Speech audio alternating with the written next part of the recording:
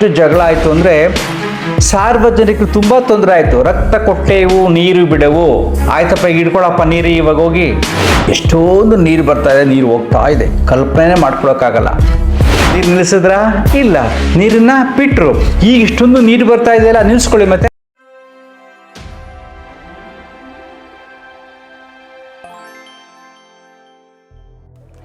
ನಮಸ್ಕಾರ ಸ್ನೇಹಿತರೆ, ಈ ದಿನದ ವಿಷಯ ಬ್ರಹ್ಮಾಂಡ ಮತ್ತು ಪಿಂಡಾಂಡ.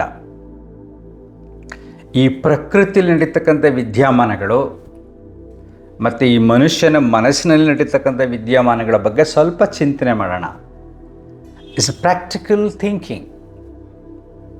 ಯೋಚಿಸಿದರೆ ಮನಸ್ಸು ಶಾಂತವಾಗುತ್ತೆ, ಈ ಎಲ್ಲ ದೊಂಬರಾಟಗಳಿಂದ ದೂರ ಆಗುತ್ತೆ.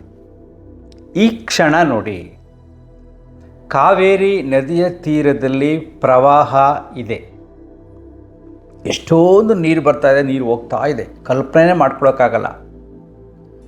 ತುಂಬ ಕಡೆ ತುಂಬ ಜನ ನರಳ್ತಾ ಇದ್ದಾರೆ, ಬೇರೆ ಬೇರೆ ಕಡೆ ಎಲ್ಲ ದೊಡ್ಡ ದೊಡ್ಡ ಪ್ರವಾಹಗಳಿದೆ. ಈಶಾ ಫೌಂಡೇಶನ್ ಅವರ ಸದ್ಗುರುಗಳು 4 years ಬ್ಯಾಕ್, 4 ವರ್ಷಗಳ ಹಿಂದೆ, ಕಾವೇರಿ ನದಿ ಒಣಗ್ತಾ ಇದೆ, ನೀರು ಬರೋಕ್ಕೆ ಸಾಧ್ಯ ಆಗ್ತಾ ಇಲ್ಲ, ಯಾಕೆಂದರೆ ಸುತ್ತಮುತ್ತ ಗಿಡ ಮರಗಳು ಬೆಳೆಸಲಿಲ್ಲ, ಅದಕ್ಕೋಸ್ಕರ ನೀರು ಒಣಗ್ತಾ ಇದೆ ಅನ್ನತಕ್ಕಂಥ ಜ್ಞಾನವನ್ನು ಪರಿಸರಕ್ಕೆ ಹಂಚಬೇಕು, ಸಮಾಜಕ್ಕೆ ಹಂಚಬೇಕು ಅಂತ ಒಂದು ಮೂಮೆಂಟ್ ಸ್ಟಾರ್ಟ್ ಮಾಡಿ ಅಲ್ಲೆಲ್ಲ ಓಡಾಡಿ ಒಂದು ಗಿಡಕ್ಕೆ 42 ರೂಪಾಯಿ ಅಂತ ಕಲೆಕ್ಟ್ ಮಾಡಿ ಇಷ್ಟು ಮಾಡಬೇಕು ಅಂತ ಮಾಡಿ ಅದೊಂದು ಯಾವುದೊಂದು ಸ್ಕ್ಯಾಂಡಲ್ ಅಂತ ಹೇಳಿ ಕೋರ್ಟ್ಗೆಲ್ಲ ಹೋದರು. ಅದು ಗೊತ್ತಿಲ್ಲ ನಮಗೆ ಅದೇನು ಸ್ಕ್ಯಾಂಡ್ಲು ಅಂತ. ಬಟ್ 10,626 ಕೋಟಿ, 10,000 ಕೋಟಿ ಅರೌಂಡ್ ಅಂತ ಇಟ್ಕೊಳ್ಳಿ ಅಂತ ಕೋರ್ಟ್ ಕೊಟ್ಟಿರೋದು.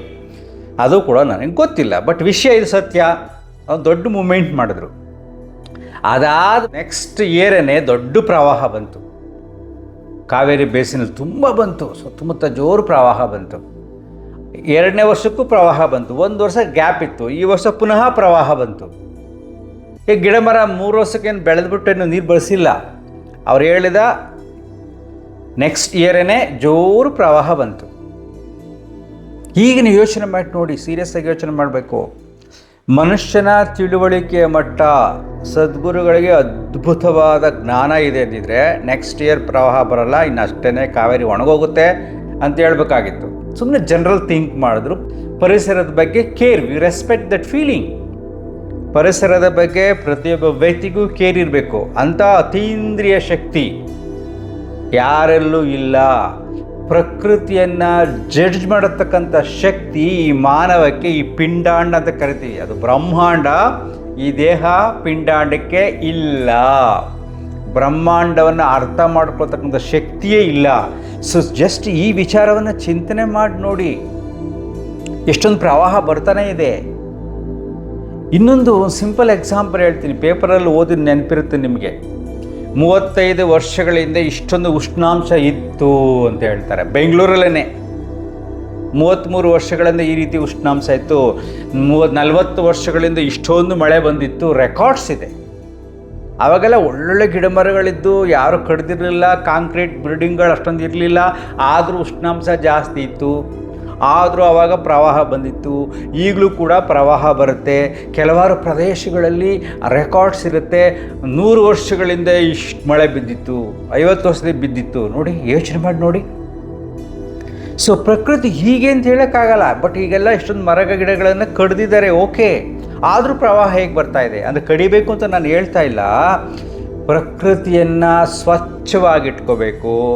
ಹೇಗೆ ಬ್ರಹ್ಮಾಂಡ ಕ್ಲೀನಾಗಿರುತ್ತೋ, ಬ್ರಹ್ಮಾಂಡಕ್ಕೆ ಗೌರವಿಸ್ತೀವೋ, ಆಗ ಈ ಪಿಂಡಾಂಡಕ್ಕೆ ಬೆಲೆ ಬರುತ್ತೆ. ಅಂದರೆ ಇದು ಸ್ವಚ್ಛವಾಗಿಟ್ಕೋಬೇಕು ನಾವು. ಈ ವಿಷಯ ನಾನು ನಿಮ್ಗೆ ಹೇಳೋಕ್ಕೆ ನಾನು ಪ್ರಯತ್ನ ಪಡ್ತಾ ಇರೋದು.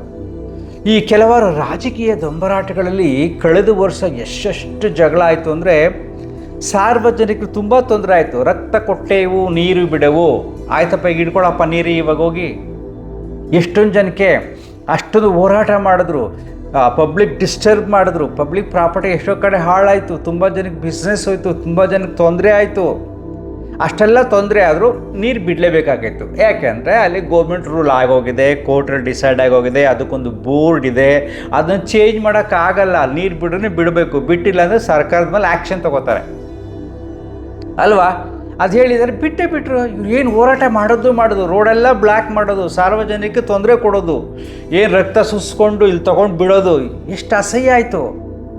ಆದರೆ ನೀರು ಮಾತ್ರ ನಿಲ್ಲಿಸಲಿಲ್ಲ. ಎಷ್ಟು ಬಿಡಬೇಕು ಎಷ್ಟು ಹೇಳಿದ್ರು ಅಷ್ಟು ಬಿಟ್ಟರು, ನಿಲ್ಸೋಕ್ಕಾಗಲ್ಲ.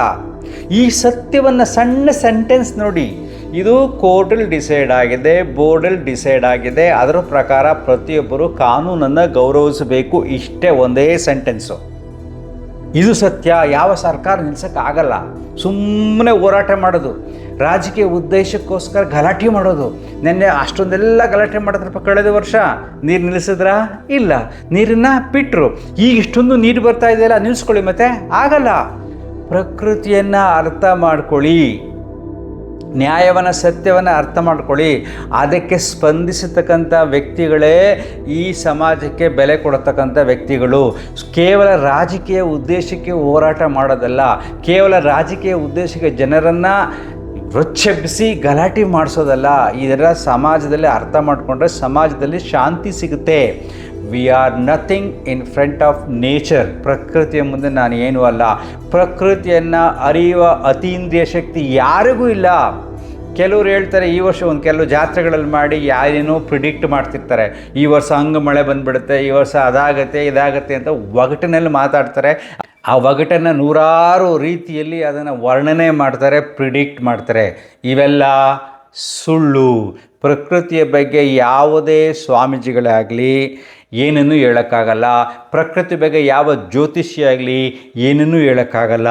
ಇದೊಂದು ಅದ್ಭುತವಾದ ಶಕ್ತಿ. ಬ್ರಹ್ಮಾಂಡವನ್ನು ಅರ್ಥ ಮಾಡ್ಕೊಳ್ಳೋದು ತುಂಬ ಕಷ್ಟ. ನಾನು ಇರುವ ಜಾಗದಲ್ಲಿ, ನಾನು ಇರುವ ಪರಿಸರದಲ್ಲಿ ಅದನ್ನು ಸ್ವಚ್ಛವಾಗಿ ಇಟ್ಕೋಬೇಕು, ಹಸಿರಾಗಿಟ್ಕೋಬೇಕು, ಆ ಪ್ರಕೃತಿಯನ್ನು ಆರಾಧಿಸಬೇಕು. ಯಾಕೆಂದರೆ ಬ್ರಹ್ಮಾಂಡದಿಂದ ಈ ಪಿಂಡಾಂಡ ಯಾವಾಗ ನಾವು ಪ್ರಕೃತಿಗೆ ಗೌರವಿಸ್ತೀವೋ ಆಗ ಈ ದೇಹಕ್ಕೆ ನಮಗೆ ಗೌರವ ಸಿಗುತ್ತೆ. ಅದಕ್ಕೋಸ್ಕರ ಈ ಶಾರ್ಟ್ ವಿಡಿಯೋ ಮಾಡಿದೆ. ನೆನ್ಪಿಟ್ಕೊಳ್ಳಿ, ಇನ್ನೊಂದು ಸರಿ ಹೇಳ್ತೀನಿ, ಪ್ರಕೃತಿನ ಪ್ರಿಡಿಕ್ಟ್ ಮಾಡೋಕ್ಕೆ ಯಾರಿಂದಲೂ ಸಾಧ್ಯವಿಲ್ಲ. ಎಂತೆಂಥ ಮೌಢ್ಯಗಳು ಈ ಪ್ರಕೃತಿ ತುಂಬಿಕೊಂಡಿದೆ ಅಂದರೆ, ನಮ್ಮ ಯೂಟ್ಯೂಬ್ ನೋಡಿ ಒಬ್ಬರು ಫೋನ್ ಮಾಡ್ತಾರೆ ಚಿಕ್ಕಮಗಳೂರು ಹತ್ರ, ಅಲ್ಲಿ ಮಳೆ ಬರೋದು ಡಿಲೇ ಆಗಿದೆ ಸ್ವಲ್ಪ, ಈಗ ಜೋರು ಪ್ರವಾಹ ನಡೀತಿದೆ ಅಲ್ಲೂ ಕೂಡ. ಅವ್ರು ಹೇಳ್ತಾಯಿದ್ರು ಒಬ್ಬರೆಲ್ಲ ಸಾವಿರಾರು ಜನನ ಸೇರಿಸಿ ದುಡ್ಡು ಕಲೆಕ್ಟ್ ಮಾಡಿ ಅಲ್ಲೊಂದು ಯಾಗ ಮಾಡಿದರು. ಅವರೆಲ್ಲ ಎಕ್ಸ್ಪ್ಲೇನ್ ಮಾಡ್ತಿದ್ರಂತೆ, ಹೆಂಗಿದೆ ಹಾಗಿದೆ ಹೀಗಿದೆ ಅಂದ್ಬಿಟ್ಟು ಯಾಗ ಮಾಡ್ತಾರೆ, ಪರ್ಜನ್ಯ ಹೋಮ ಅಂತ ಮಾಡ್ತಾರೆ. ಅದನ್ನೆಲ್ಲ ಮಾಡಿದ್ರು.